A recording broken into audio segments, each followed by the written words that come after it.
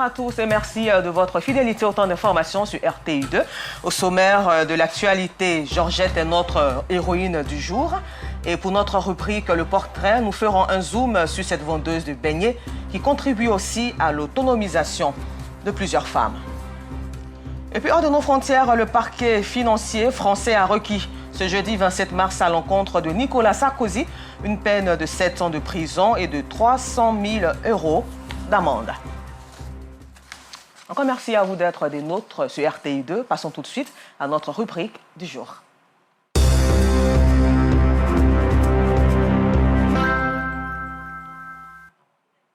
Allons dans la commune de Bingerville rencontrer une vendeuse de beignets qui fait parler d'elle.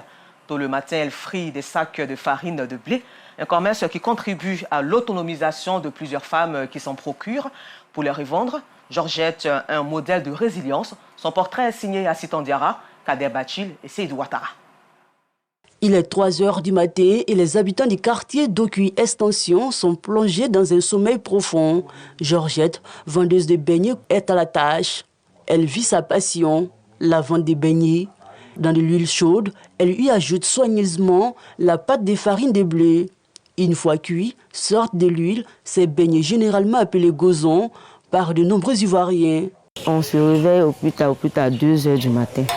2 h parce qu'à partir de 5 h 30, elles viennent prendre déjà la marchandise. Il faut que ça soit déjà prêt. À cette heure de la nuit, elle a déjà frit une quantité considérable de beignets. La vente des beignets, Georgette s'est intéressée à cette activité commerciale depuis 2019. Elle qui voulait coûte que coûte soutenir financièrement sa famille. Auparavant, je vendais que des jus et des cérébraux. Pour aller vendre les jus simples, c'est par là qu'en 2019, Covid, que j'ai commencé. Au moins avec 5 kilos, je me retrouve aujourd'hui à 230 kilos. Lorsqu'elle s'active autour de ses marmites à ses côtés, son époux prépare minutieusement les commandes du jour. Je suis comptable de profession, mais le matin avant de partir, 4 h, 5 h, je me lève parce que j'ai des commandes. J'ai quelques boutiques à livrer. Bon, le soir, je fais le point et je lui envoie l'argent parce qu'elle doit aller faire d'autres commandes encore. Et c'est notre train quotidien. Son partenaire, lui, est un véritable soutien pour elle. Ça me va droit au cœur de voir mon mari m'aider dans mes tâches et puis dans mon travail. Cela me motive très bien parce qu'il m'encourage plus encore. Cependant, lorsqu'elle débutait la vente de beignets, son époux s'y était opposé. Mais c'est sans compter sur l'abnégation et la conviction de Georgette. Grâce donc à son courage et sa détermination, elle finit par convaincre son mari. C'est pas facile quand tu te réveilles à 2 h. Et puis tu laisses ton mari au lit. Au début, c'était dur. Il parlait. Bon, après, il a fini d'accepter. Les bénéfices de ce commerce ont joué un rôle primordial dans la scolarité de leurs enfants l'an dernier. C'est des choses quand même qui nous aident.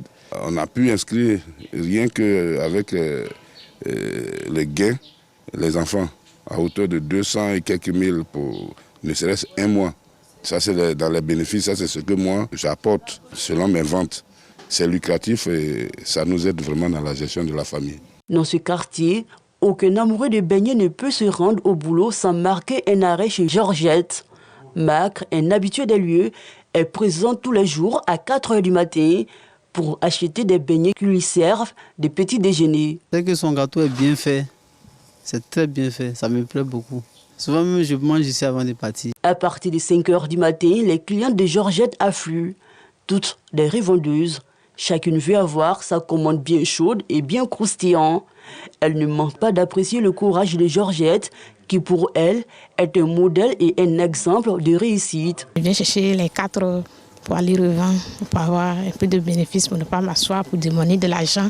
Où je partais là, c'était pas de la bonne qualité. C'est dans ça, un matin, je me suis levée, j'ai pris ma soeur et Diane à m'aider à trouver quelqu'un qui sait bien faire. En tout cas, elle est très courageuse et puis elle fait bien ses choses. C'est la qualité. Les clients apprécient très bien. Ils me demandent à chaque fois où je prends. Ici, on appelle ça le gozondrome. Elle s'appelle Mamie Gozon. C'est nous qui l'avons surnommée Mamie Gozon parce que c'est son métier. À partir de 4 h, nous sommes déjà debout.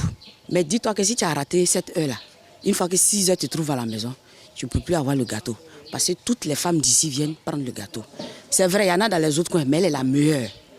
Tu prends son gâteau là, tu peux prendre samedi, tu peux vendre dimanche, tu peux vendre lundi. Mais pour les autres là, c'est pas comme ça. Après la vente des beignets et les dépenses du mois, Georgette est soulagée. Elle arrive à épargner au moins 5 000 francs CFA. Aux alentours des 6 heures du matin, en se rendant au travail, son époux livre certaines commandes sur le chemin.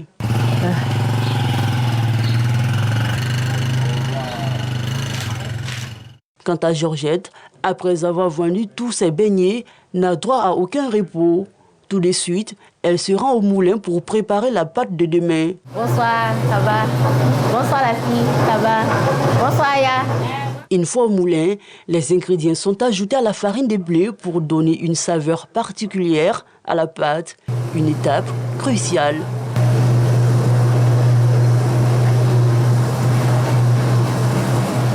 C'est ici le boulot en fait. Ici, quand on vient, on peut venir à partir de 14h. On peut quitter ici peut-être à 16h30. Ici, quand on finit, on met dans les sacs, on envoie ça à la maison.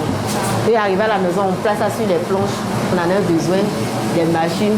Les filles qui ne vont pas à l'école actuellement, qui ont besoin d'une formation. Donc ils peuvent venir apprendre. Chaque jour, plus de 2 sacs de farine de blé sont transformés en beignets par Georgette. Elle qui reste une source d'inspiration non seulement pour les jeunes femmes de son quartier, mais surtout pour la gente féminine. Alors, plein succès à vous, dame Georgette.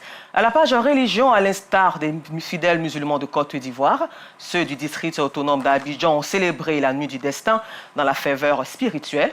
À cette occasion, ils ont été entretenus sur les thématiques de l'importance de la célébration de la nuit, la cohésion sociale et la paix. Clément Boko, bienvenue Kwao, Assistant Diarra et Georgette Ido Fofana. Responsabilité individuelle et collective dans la préservation de la sécurité et la paix. C'est autour de cette thématique que la nuit du destin a été célébrée en Côte d'Ivoire. À la mosquée Sati Baba de Williamsville, dans la commune d'Adjamé, les fidèles ont été invités à prôner les valeurs de cohésion, d'entente et du vivre ensemble. On rend gloire à Dieu, si Dieu nous a permis d'arriver à ce jour, commencer le mois de Carême jusqu'à son 27e jour dans la santé. On dit merci à Dieu. Et cette nuit est capitale pour tout musulman. À cette nuit, nous ne pouvons demander que la paix, la foi et le bonheur pour tout un chacun. Cette année, il y a eu une coïncidence très très fraternelle, très très remarquable par tous les religieux de ce pays. Les musulmans jeûnent le mois de Ramadan au même moment que les chrétiens font leur carême. Donc c'est une coïncidence. Ça veut nous dire de rester unis, solidaires et de rester ensemble. La nuit de Laylatul Qadr, une nuit exceptionnelle où le Saint-Coran fut révélé au prophète de l'islam, le prophète Mohammed. Elle vaut à elle seule plus de 1000 mois d'adoration. Cette nuit, pleine de spiritualité, une occasion pour les autorités d'exprimer leur solidarité envers les personnes et les familles à faible revenu. Nous sillonnons toutes les mosquées de la commune d'Adjamé pour faire des prières et des bénédictions à l'endroit de notre pays et à l'endroit du chef de l'État. Nous demandons que la paix règne dans notre pays et que chacun de nous doit prôner la paix. Autre commune, même célébration. À Abobo, c'est dans la ferveur que la nuit de la destinée a été célébrée par le collectif des imams du Bafing. Aujourd'hui, on doit prier à tout moment. On doit faire les zikrs à tout moment. On lit le Coran à tout moment. On fait le sacrifice. C'est tellement important dans l'année. On ne joue pas ça, François. Un peu plus loin de là, c'est la même atmosphère.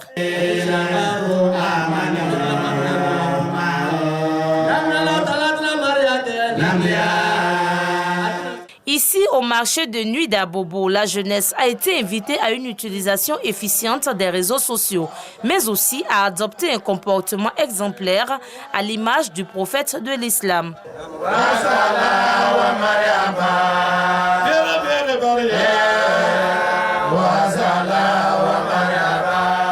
Aujourd'hui, vraiment, nos enfants, quand on est les réseaux sociaux, ils n'ont qu'à écouter les parents.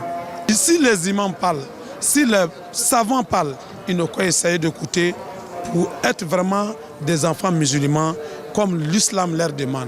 Laylatul Qadr ou la nuit du destin 2025 a été surtout marquée par des bénédictions et des invocations pour la paix en Côte d'Ivoire en cette année électorale.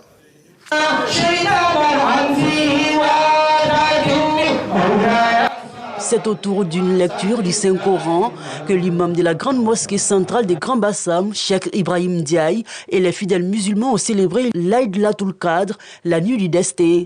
Occasion mise à profit pour prier pour la paix et le développement en Côte d'Ivoire. Il est de notre devoir, cette nuit-là, de prier beaucoup. Nous avons fait 4 fois le Coran, justement d'abord pour prier pour ces pays-là, prier pour les dirigeants de ces pays. Cadres de toutes les obédiences religieuses étaient présents pour magnifier ce moment important pour la communauté musulmane. Il est très important de considérer cette nuit-là comme vraiment la nuit la plus importante de toutes les nuits. On va faire beaucoup de sacrifices. Une nuit pendant laquelle des prières sont élevées en faveur de la paix. Je ne pouvais pas rester en marge. À quelques encablures, de là à la mosquée centrale Fatima Zahra, les présidents du COSIM Sud Komo et Cheikh Moussa Dramé évoquent aux fidèles les attitudes à adopter pour bénéficier des mérites de cette nuit, sans oublier d'inviter la jeunesse à plus de responsabilités pour l'élection présidentielle d'octobre prochain. Nous avons aussi lire la Dalaïl Khairat pour confier notre beau pays à Allah, le Tout-Puissant. Et nous avons demandé aussi à la jeunesse d'être des enfants bénis, d'éviter d'agir dans la violence. Cette rencontre a vu la participation d'une délégation du Conseil régional du Sud Comoé. La chose que nous pouvons demander aujourd'hui en Côte d'Ivoire, c'est qu'il y ait la paix.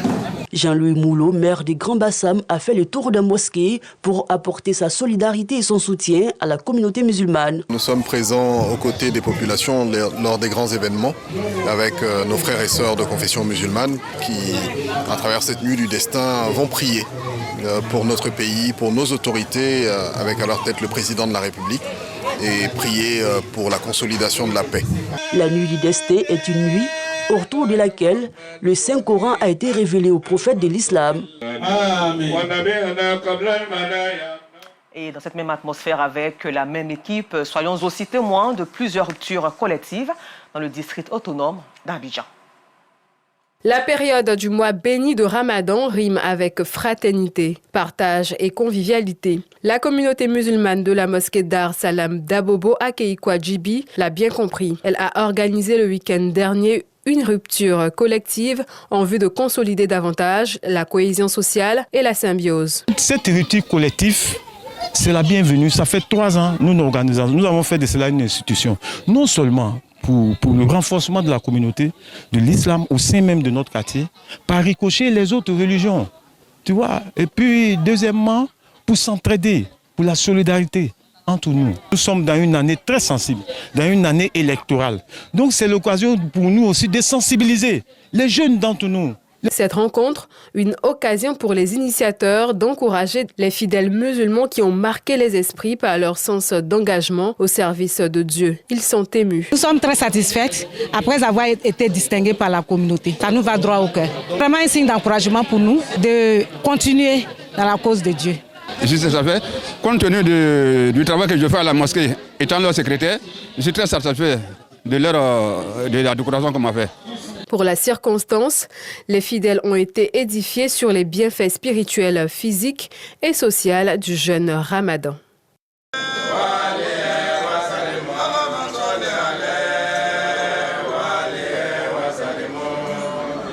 Les populations de la région du Hambol étaient les invités du grand chancelier de l'Ordre national, Ali Koulibaly, à sa résidence. Ce, pour une rupture collective de jeunes. L'activité placée sous les valeurs de la fraternité et de la solidarité a rassemblé des énarques musulmans, des guides religieux, notamment des imams, ainsi que des cadres de l'administration publique. Au cours de cette rencontre, Ali Koulibaly a rappelé que l'islam est une religion de modèle et le musulman partout doit être vecteur de ce modèle.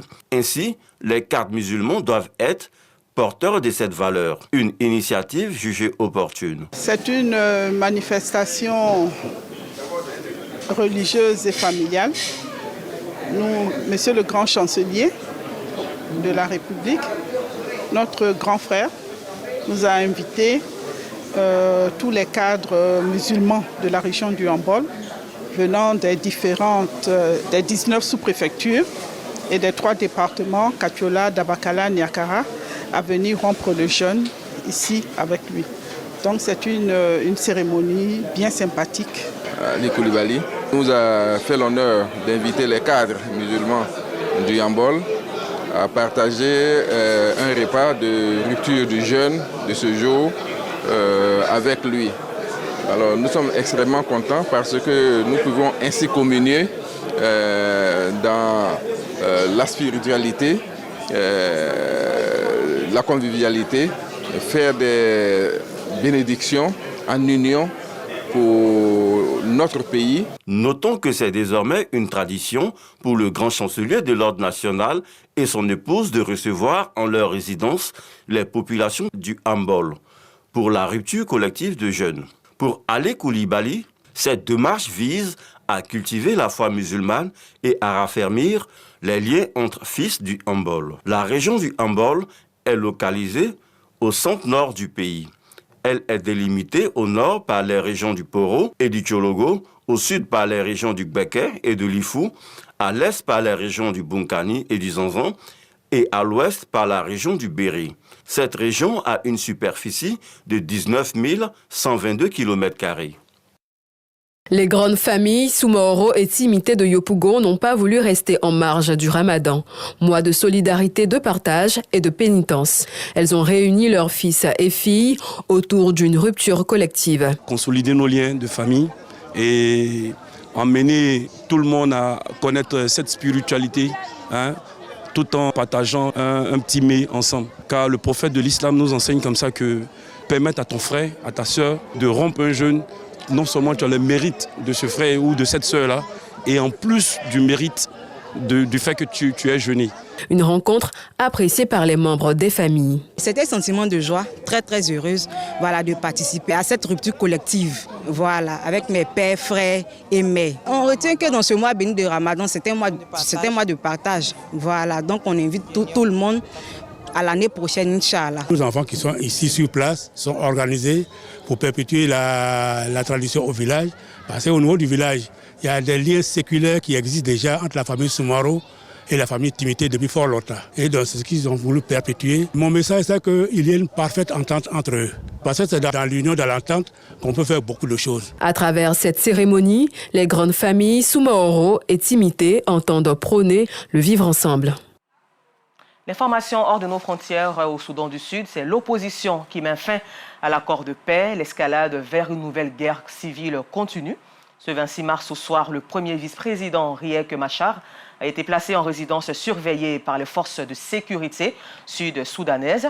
Une arrestation qui intervient après des semaines de tensions ponctuées par l'arrestation de certains de ses sympathisants ainsi que des combats autour de la ville de Nassir, le 4 mars, où un général de l'armée régulière avait été tué par un groupe armé réputé proche de Riek Machar. Et puis terminons en France, où le parquet financier a requis ce jeudi 27 mars à l'encontre de Nicolas Sarkozy une peine de 7 ans de prison et de 300 000 € d'amende, ainsi que 5 ans d'inéligibilité, des réquisitions que l'ancien président de la République a accueilli, le visage pétrifié. Merci de nous avoir suivis. L'information revient demain à 12h30 sur RTI2, la chaîne toujours plus proche des populations.